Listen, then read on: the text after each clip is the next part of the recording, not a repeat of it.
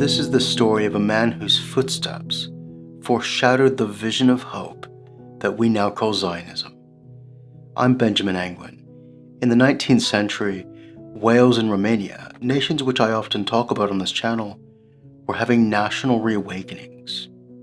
The first political Welsh national movement, Cymru Fydd, took up the ideas of classical liberalism and fused them with romantic nationalism.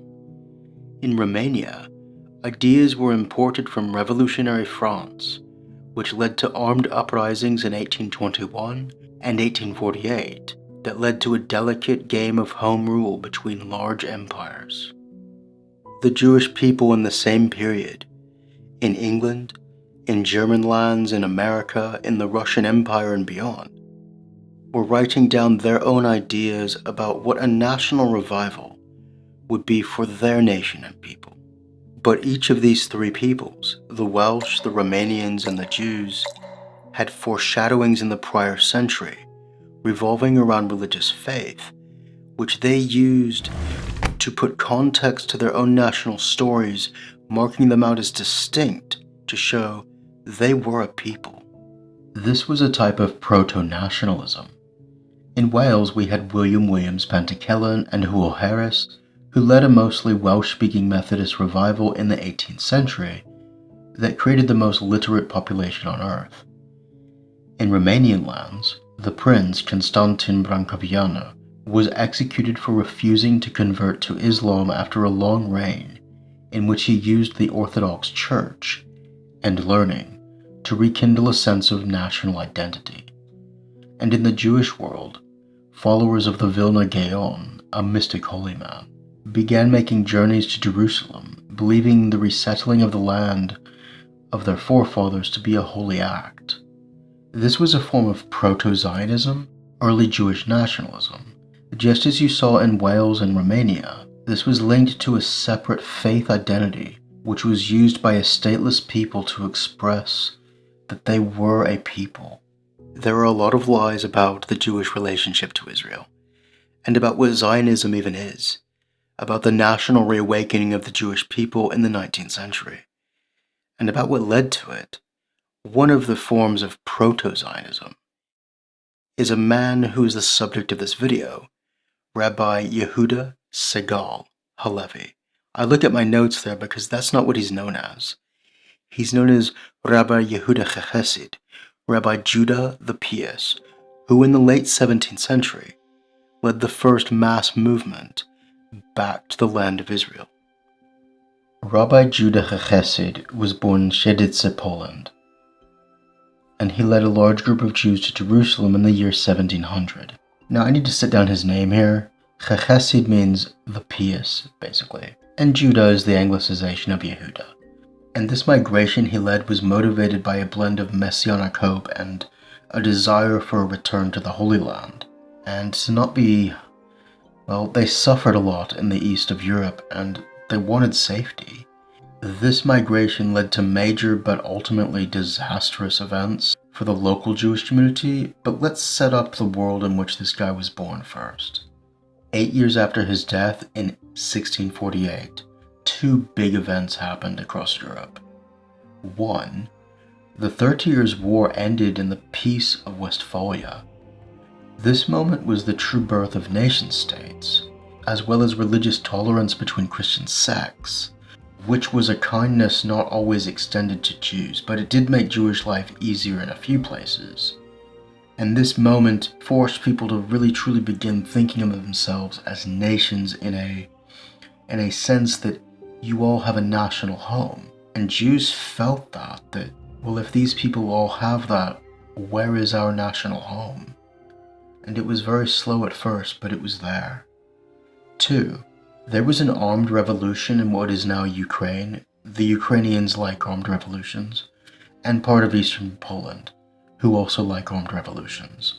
This revolution was called, I'm gonna butcher this name, Khmelnytsky Uprising, in which Cossacks, a semi-nomadic Slavic people of mercenaries, defeated the Polish-Lithuanian Commonwealth and set up an independent state. I don't have time to go into that further, But what these two events did is they created a fragile religious tolerance toward Jews in some towns, whilst also depopulating the countryside of merchants who served those towns, which meant the local lords needed the service of Jews who came back into towns and began to concentrate their numbers and spread ideas amongst each other.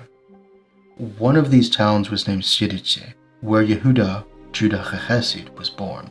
In these towns, they set up schools for young Jewish men like Judah to learn and study Torah and Talmud, which is rigorous.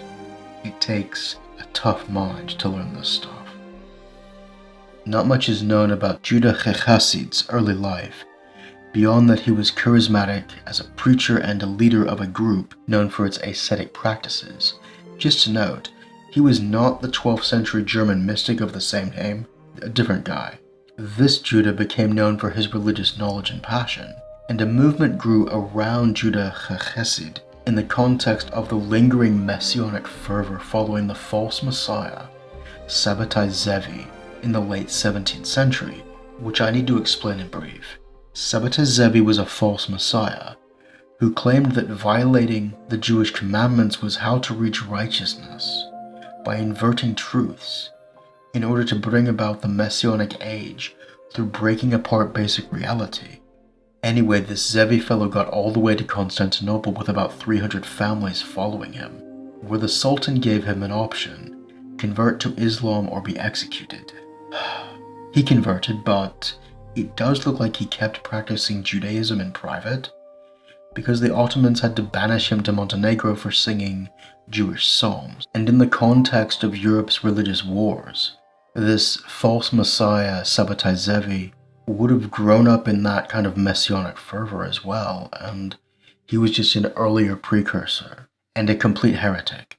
Anyway, I mentioned him because Jews at the time were expecting the Messiah. Remember, Europe had just ripped itself apart over religious conflict, destroying whole regions of North and Central Europe, essentially. And Jews were caught up in this. But they were a nation and a religion apart, so they had their own ideas.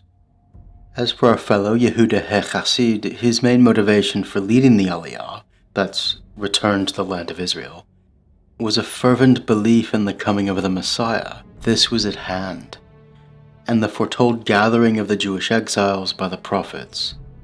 His messianic fervor was in the context of a Europe that had emerged out of the 30 Years' War in the decades before. The continent was still a wreck, and looking for higher meanings to replace the chaos. This was a man of his age, and his age had seen both horrors and passionate, continent-wide debates over the bond with our Creator. Whilst Christians were arguing over how to go back to the roots of their faith and of their New Testament, and who had the right to speak for who in their relationships with God, Jews were having a similar conversation about how to go back to their roots.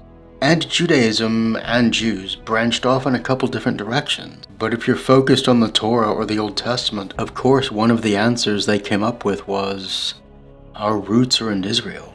We have to go back to our homeland. Judah Chesed believed in a mass return to Jerusalem, that this had to happen before the coming of the Messiah. Why had that other guy, Sabbatai Zevi, failed? Why was he not the Messiah? The answer was, of course, we have to go back to Israel before that can happen. Judah traveled through Poland, Germany, and Moravia, what is Czechia today, urging repentance, asceticism, and self-denial of pleasures to prepare the Jewish people for this event. Now I have to say this so folk don't get confused about what Judaism is.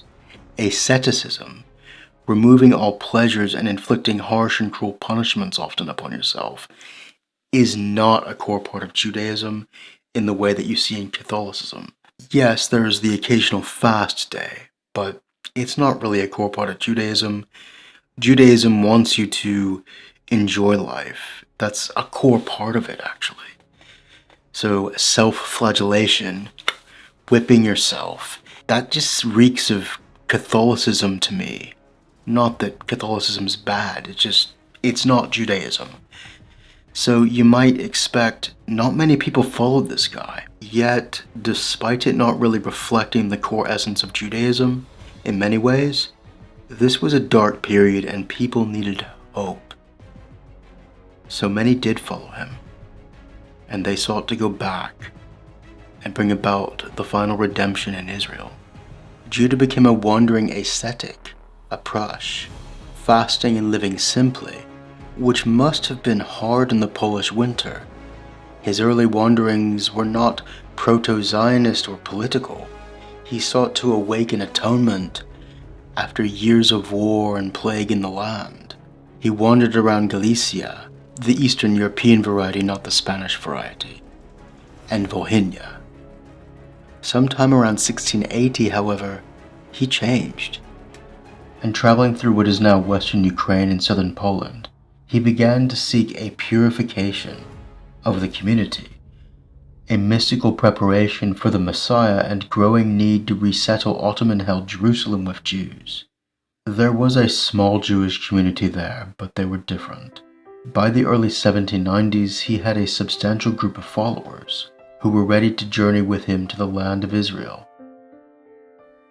In the years leading up to 1700, there was a decline in the legal status of Jews across Europe and an increase in religious persecution, except in Britain, which fed into this Messianic spirit and a desire to go back to the land of Israel. Judah Chassid was part of this sentiment, and you could say he used it to gain a flock, depending on how you look at it. 1697, he and 31 families left southern Poland for Moravia, stopping at Nikolsburg, what is Mykolaiv today. It's changed hands a few times. He spent a year here traveling through various communities in Moravia and Bohemia, gathering families who would join him in returning to the land of Israel. Within 3 years, by 1700, the group had grown to about 1,500 people, and they walked into Italy to set sail for the Ottoman Empire. His emissaries, dressed in white satin garments, traveled with an entourage, arousing religious enthusiasm in Jewish communities across Europe. The journey was hard, and nearly a third of the faithful died from hardship and illness along the way.